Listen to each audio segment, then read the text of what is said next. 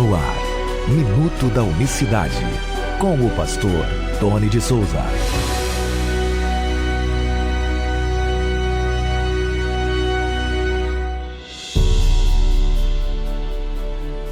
Olá, queridos, graça e paz da parte do nosso grande Deus e Salvador Jesus Cristo. Bom dia, hoje é terça-feira, 30 de agosto de 2022. Até aqui nos ajudou o Senhor. Sejam todos bem-vindos a mais uma edição do Minuto da Unicidade. Quinta e sexta não consegui fazer o minuto por causa da correria do trabalho. Tive que fazer uns exames com meu filho mais novo, né? E, enfim, na segunda também uma correria muito grande, mas aqui estamos para refletirmos aqui alguns minutinhos sobre a unicidade de Deus. Por que Jesus orava? Eu tenho falado algumas vezes aqui no Minuto da Unicidade, mas tem ouvintes novos e a gente vai explicar por que Jesus orava. Isso é muito importante para nós começarmos a entender certas questões que, num debate entre trinitarianos ou com os trinitarianos ou aqueles que creem em dois, esses argumentos vêm à tona. Então, lá em Mateus 26, nós conhecemos muito bem, lá a partir do verso 36, tem essa narrativa. Então, chegou Jesus com eles a um lugar chamado Getsemane, ou Getsemane, e disse a seus discípulos: assentai-vos aqui enquanto eu vou ali orar.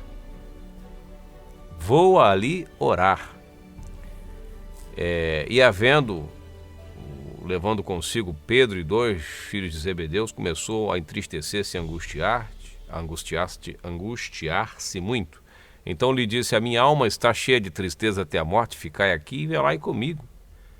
E indo um pouco mais adiante, prostrou-se sobre o seu rosto e orando, dizendo: meu Pai, se é possível, passa de mim esse cálice, todavia não seja como eu quero, mas como tu queres. Bom, então tem dois detalhes que a gente precisa analisar e entender aqui. Primeiro,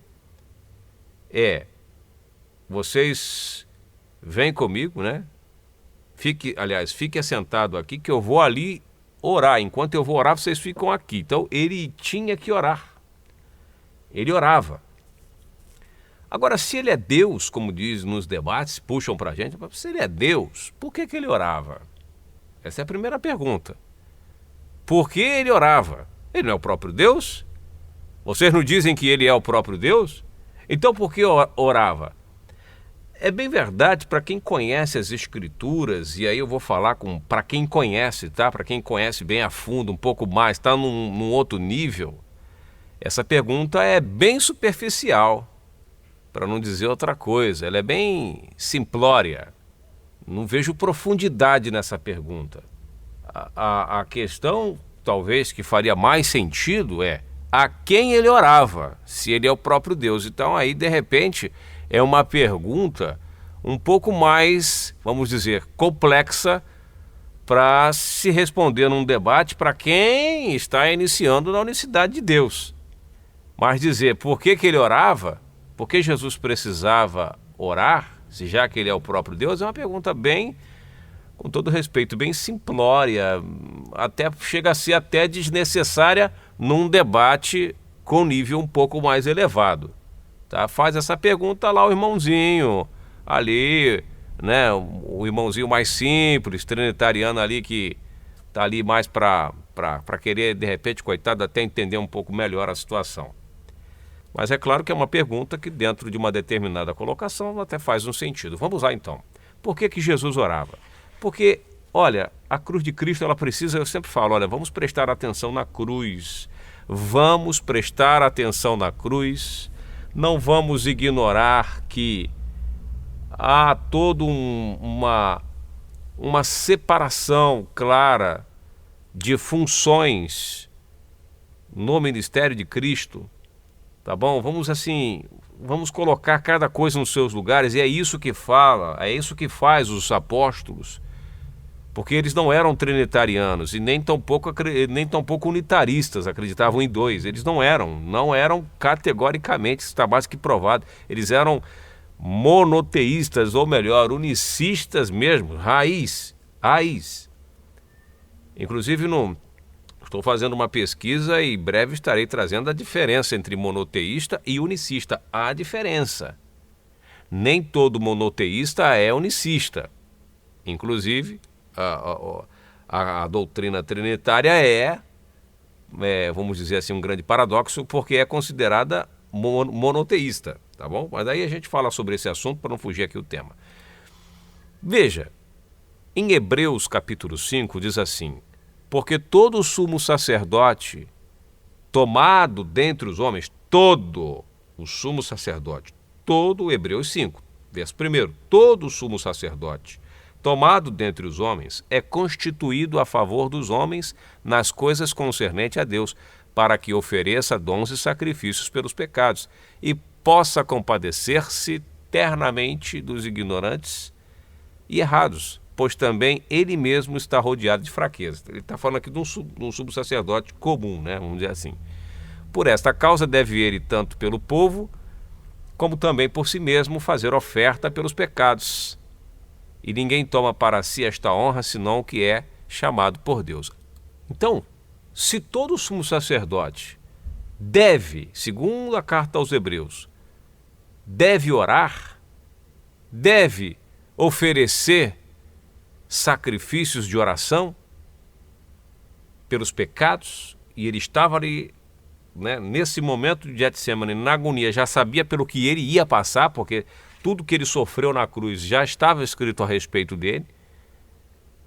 Chegou a hora então de cumprir a profecia, tudo que foi escrito, até profecias que foram cumpridas na cruz dele depois, enquanto estava morto lá na cruz, que ele já, teoricamente, não podia fazer mais nada, porque já estava morto, entre aspas, tá? Ou não estava morto? Estava morto, na carne, vamos dizer assim. Até sobre isso, teve profecias que foram cumpridas. Por exemplo, os seus ossos não foram quebrados. Então, era comum dos soldados romanos quebrarem os ossos para verificar se estava morto o indivíduo ou não. No caso dele, uma exceção ali, naquele momento, uma lança foi... Eles optaram por lançar, né, atirar uma lança nele. Isso já estava profetizado, não a questão da lança, mas estava profetizado que os ossos dele não seriam quebrados. Teria que dar um jeito, mas não poderia quebrar osso. Né? Jesus nunca quebrou uma perna, nunca quebrou um braço, né? Houve uma profecia nesse sentido especial, fazendo principalmente alusão à cruz do Calvário, para servir de sinal para nós. Por que Jesus não quebrou um osso? Porque ele era... Não, é para servir tá vendo aqui, ó lá, não quebraram os ossos, é mais um sinal para que os judeus o identificassem. Mas vamos lá, estamos fugindo aqui do assunto, né? Então, ele ora, todo sumo sacerdote orará, Hebreus 5.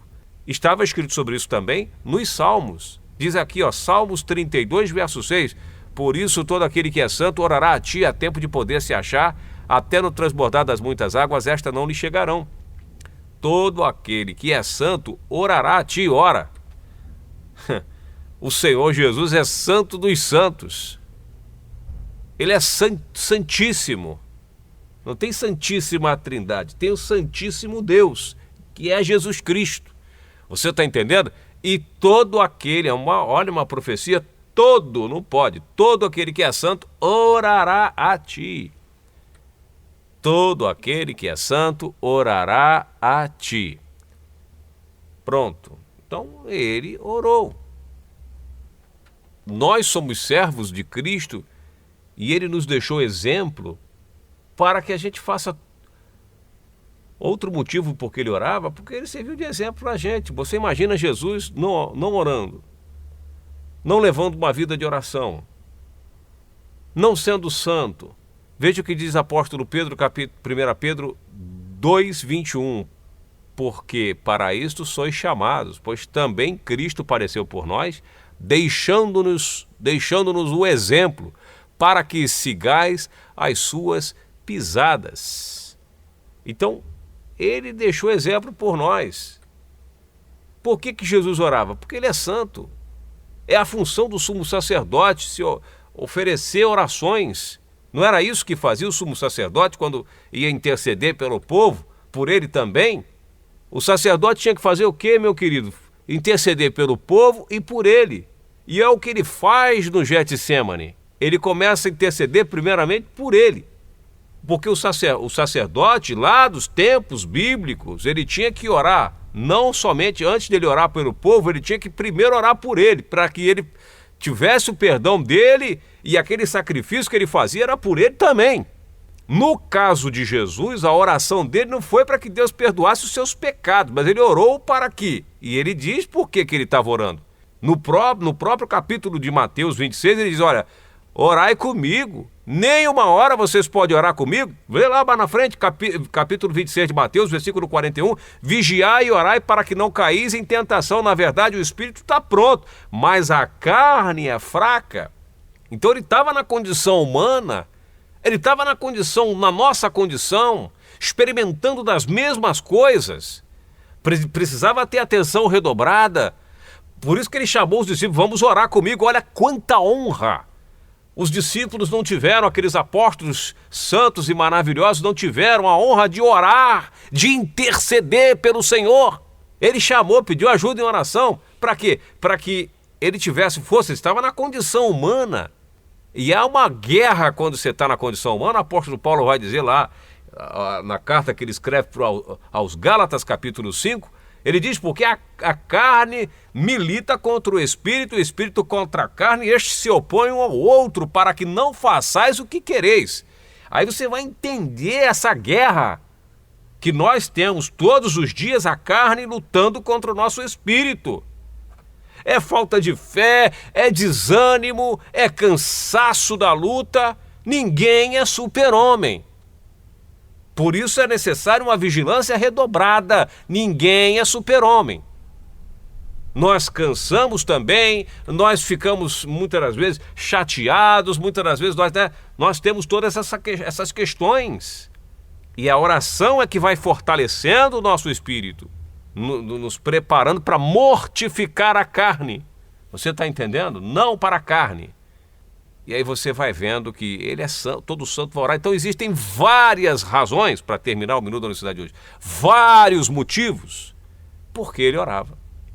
Amanhã nós vamos falar no Minuto da Unicidade outro detalhe muito importante.